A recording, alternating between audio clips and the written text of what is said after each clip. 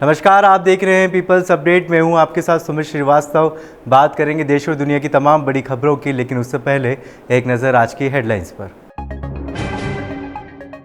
Pakistan Saudi तुर्की के बीच बड़ा रक्षा समझौता, एक पर हुआ हमला तो तीनों पर माना जाएगा। IIT दिल्ली में PM मोदी बोले, सिर्फ सवाल मत पूछिए, समाधान भी खोजिए। अगले 35 साल की जिम्मेदारी युवाओं पर।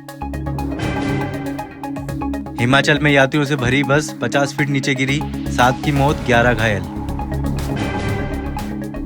झारखंड छात्र आंदोलन पहुंचा सुप्रीम कोर्ट, 10 अगस्त को विधानसभा घेराव का ऐलान।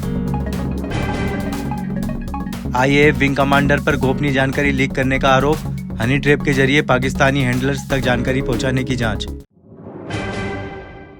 पाकिस्तान, सऊदी अरब और तुर्की ने सुरक्षा सहयोग बढ़ाने के लिए मक्का ज्वाइंट डिफेंस पैक्ट नाम से रक्षा समझौते पर हस्ताक्षर किए हैं। समझौते के मुताबिक अगर तीनों देशों में से किसी एक पर हमला होता है तो इसे तीनों देशों पर हमला माना जाएगा।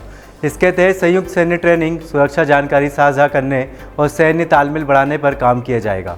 इस गठजोड़ में पाकिस्तान की सैन्य क्षमता और परमाणु ताकत, सऊदी अरब की आर्थिक क्षमता और तुर्की की आधुनिक ड्रोन तकनीक को और डिफेंस इंडस्ट्री को अहम माना जा रहा है।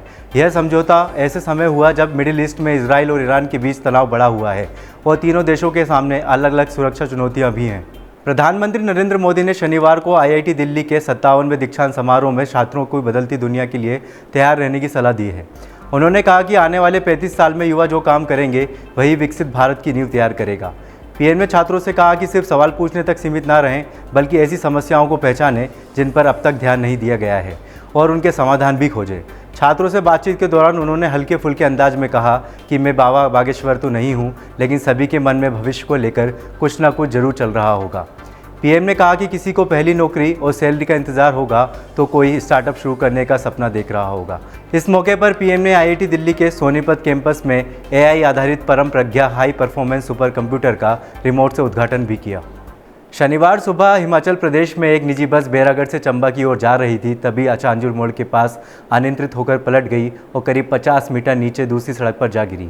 हादसे में 3 महिलाओं और 4 पुरुषों समेत 7 लोगों की मौत हो गई है, जबकि 11 यात्री घायल बताए गए हैं। बस में ड्राइवर और कंडक्टर समेत कुल 18 लोग सवार थे, जिनमें 6 बच्चे भी शामिल थे। बस के पलटते ही मौके पर चीख पुकार मच गई और कई यात्री अंदर फंस गए। स्थानीय लोगों और पुलिस ने राहत बचाव अभियान शुरू किया। JCB की मदद से बस को तोड़कर घायलों और मृतकों को बाहर निकाला गया। प्रशासन ने घायलों को तत्काल 5-5 हज़ार रुपये की राहत राशि दी है। झारखंड PSC और SSC परीक्षाओं में धांधली के आरोपों को लेकर चल रहा छात्रों का आंदोलन अब सुप्रीम कोर्ट पहुंच गया है। आंदोलन के 15वें दिन शनिवार को छात्रों और सरकार के प्रतिनिधिमंडल के बीच करीब 1 घंटे तक दूसरे दौर की बातचीत हुई, लेकिन इसमें भी कोई सहमति नहीं बन सकी। इससे पहले शुक्रवार रात भी सरकार ने छात्रों से बातचीत की थी। अब एक सामाजिक कार्यकर्ता ने सुप्रीम कोर्ट में PIL दाखिल की है। सरकार ने छात्रों और दूसरे स्टेक होल्डर से सुझाव लेने के लिए ईमेल और फीडबैक नंबर जारी किया है। वहीं JPSC रद्द करने की मांग को लेकर 6 छात्र अनशन पर बैठे हुए हैं। छात्रों ने 10 अगस्त को विधानसभा घेराव का ऐलान किया है। उनका कहना है कि 9 अगस्त तक मांगों पर संतोषजनक फैसला नहीं हुआ तो आंदोलन और तेज होगा। दिल्ली पुलिस ने एक विंग कमांडर को सैन्य गतिविधियों से जुड़ी गोपनीय जानकारी साझा करने के मामले में गिरफ्तार किया है। आरोप है कि अधिकारी को सोशल मीडिया के जरिए एक महिला ने हनी ट्रैप में फंसाया और उससे संवेदनशील जानकारी हासिल की।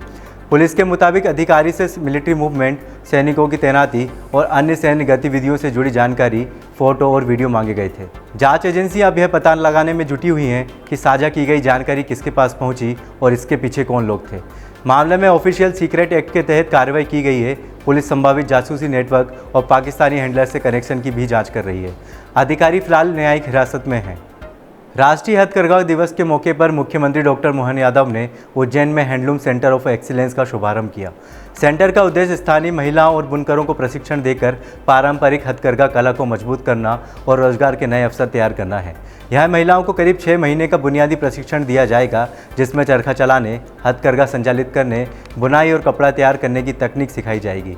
प्रशिक्षण के बाद महिलाओं घर से भी इस काम को आगे बढ़ा सकेंगी और करीब 15 से 20 हज़ार रुपये महीने तक की आय होने की उम्मीद जताई गई है। सेंटर में तैयार उत्पादों की बिक्री के लिए शोरूम भी बनाया जाएगा। इसके अलावा डिजिटल प्लेटफॉर्म के जरिए स्थानीय कारीगरों और बुनकरों को बड़े बाजार तक पहुंचाने की योजना है।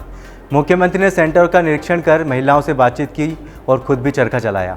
फिलहाल बुलेटिन में इतना ही। देश और दुनिया की तमाम बड़ी खबरों के लिए बने रहिए पीपल्स अपडेट के साथ। नमस्कार।